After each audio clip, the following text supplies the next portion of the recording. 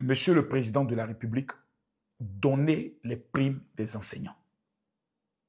Les enseignants qui sont actuellement en train de parler, en train de faire des mouvements de grève, payez leur argent. Donnez-leur ce qu'ils demandent.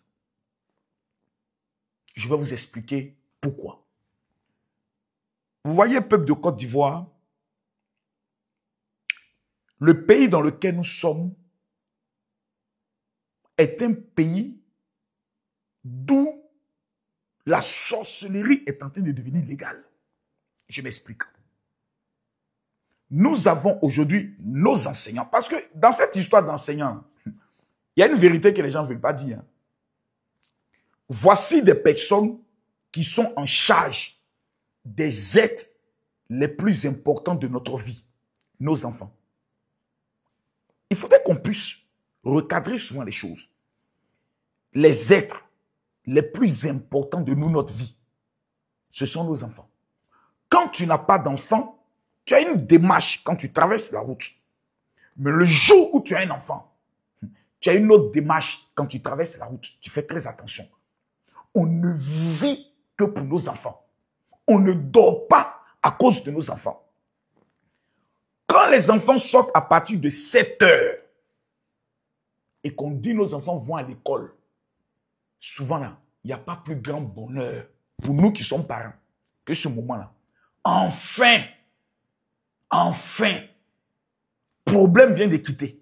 Parce qu'enfin, à la maison, c'est problème. C'est problème. Donc souvent, quand les enfants même se lèvent, on dit, on les presse de l'État, allez à l'école, dépêchez-vous. C'est pour avoir un peu de tranquillité. Nous prenons ce problème et nous les confions à des enseignants qui vont écouter les caprices de nos enfants, qui vont gérer les humeurs de nos enfants, qui vont gérer nos enfants, qui vont construire, qui vont mettre dans la tête de nos enfants le savoir qui les amènera demain à pouvoir devenir quelqu'un et réussir. De tels êtres-là, tout ce qu'ils demandent, on doit les donner. C'est-à-dire, il ne doit même pas avoir de débat. Parce que un enseignant frustré, il ne peut que transmettre sa frustration à ton enfant. Quand vous regardez souvent des élèves qui sont bandits, délinquants, voyous, c'est parce qu'ils ont des enseignants qui ne veulent même plus, qui n'ont même plus la motivation de leur donner des enseignements. On m'a parlé des augmentations des salaires des enseignants. Vous savez, moi, je me mets dans une posture de vérité en tant qu'un homme de Dieu. Il faut dire la vérité lorsqu'il y a lieu de dire la vérité. Aucun enseignant conscient, vivant, possédant un corps, une âme et un esprit ne peut me dire, moi, Camille Makosso, que les enseignants n'ont jamais été aussi malheureux que sous Alassane Ouattara. S'il le dit, c'est qu'il est maudit. Jamais les enseignants n'ont été aussi heureux que sous le régime Alassane Ouattara. Enseignant salaire, désormais, qui va à plus de 300 000 francs. On se rappelle dans ce pays que les salaires des enseignants étaient bloqués pendant des décennies. Il a fallu le président Alassane Ouattara pour débloquer la chose. Donc ça, monsieur le président, on vous félicite. Puissance, quelqu'un n'a qu'à discuter. Quelqu'un n'a qu'à discuter. A été fort. Alassane Ouattara fait fort. Président, c'est fort. Mais monsieur le président, Boissou, c'est-à-dire quand une femme te sert, qu'elle n'a pas mis Boissou, tu peux dire c'est plus la peine, je ne prends plus. Ivoirien, son histoire de Boissou, quand on entend prime, bonus, Boissou, non. Il y a caillou dans nos oreilles. Une histoire où on est à quelques mois de l'élection présidentielle. On ne sait pas qu'est-ce que le pays va devenir. Nous là, on sait qu'il n'y aura rien parce que Jésus a sa main sur la Côte d'Ivoire. Ceux qui sont tentés de se faire peur par des prophéties, il paraît que le Seigneur a révélé, restez dans ça. Hein. Malachie là, il vous a pas enseigné la vie. Ne cherchez pas à développer votre business. Restez dans les histoires de on dit, il paraît que, je pense que, et autres, restez dans ça. Donc, il y a des enseignants qui sont assis, ils savent que le seul moment de d'abat, c'est période électorale. Si on n'a pas secoué le cocotier maintenant, là, peut-être qu'on nous met dans Ramba, on nous met dans à peu près, on nous met dans peut-être, on nous met dans ça va aller, on nous met dans je reviens. C'est le mouvement, c'est les traites. Cacao, prix a augmenté. Carburant, prix a diminué. Le riz, président a diminué. Même président, il revient si à faire des CIE là. Je jure que moi, Makosso, il est retourné en prison à cause des CIE. Il n'y a pas plus maudit, plus voleur, plus sorcier dans ce pays que la CIE. Président, si tu es banquier de tous les Ivoiriens, viens, il tape ma poitrine. Vieux père, si tu es fait un coup bolot, c'est-à-dire un coup KO, viens, il me met à genoux. Président, pardon. Faut faire diminution de 20% seulement si c'est eux. Quelqu'un n'a qu'à discuter. Voilà le vrai mouvement. Plein des enseignants là, donnent leurs jetons. Il y a des gens qui sont tapis dans l'ombre. Qui savent que votre génération, monsieur le président, c'est votre dernier coup.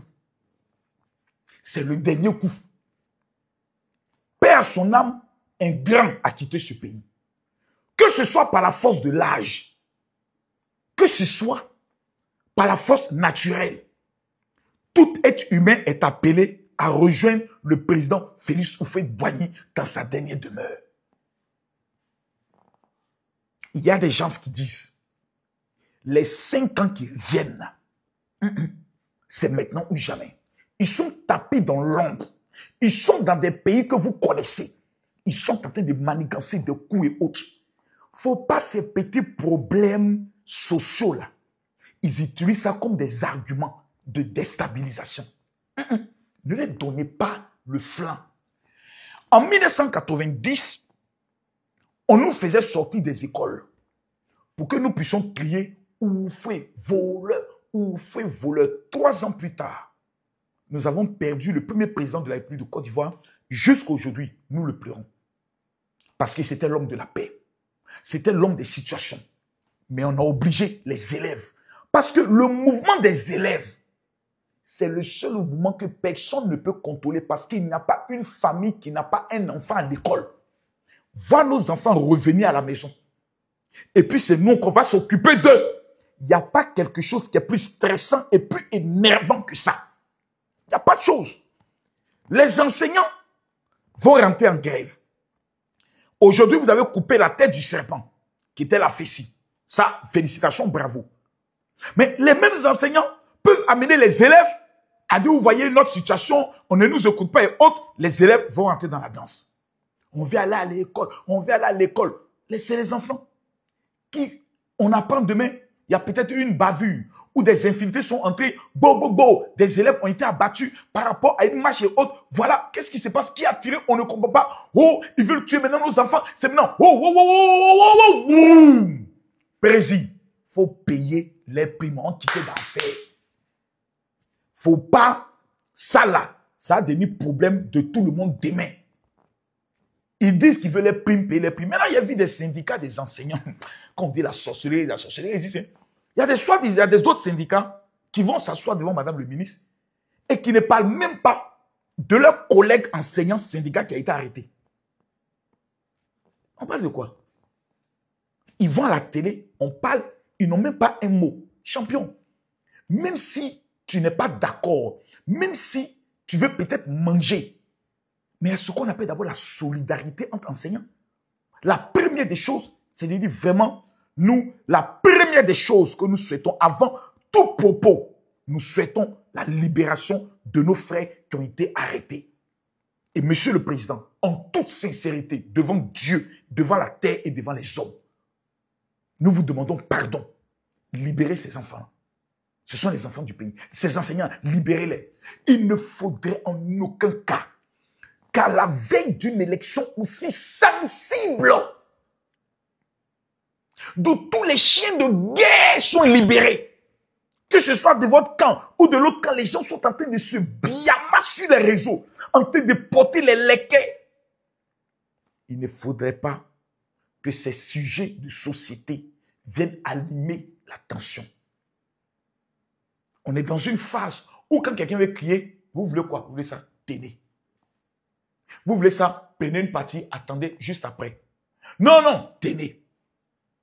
Tu donnes, mais tu fais gérétien dans ton cœur. Parce qu'on n'a pas le choix. Vous n'avez pas le choix. Vous êtes en train de conduire un pays vers une émergence. Si on veut parler en matière de résultats posés, il n'y a aucun régime qui a plus de résultats que vous. Quand on regarde seulement en 15 ans, le nombre de lycées et d'universités construites, point. Le débat, il est clos. Président, la Bible dit, la fin de toute chose vaut mieux que son commencement. Vous avez trop fait pour le pays. Faut pas ces petits détails de chiffonnier là viennent pour entacher tout un travail colossal. Ils veulent des primes. Ils en ont droit. Donnez-leur les primes. Et le débat, il est clos. À bon entendeur, que Dieu bénisse la Côte d'Ivoire. Je vous remercie.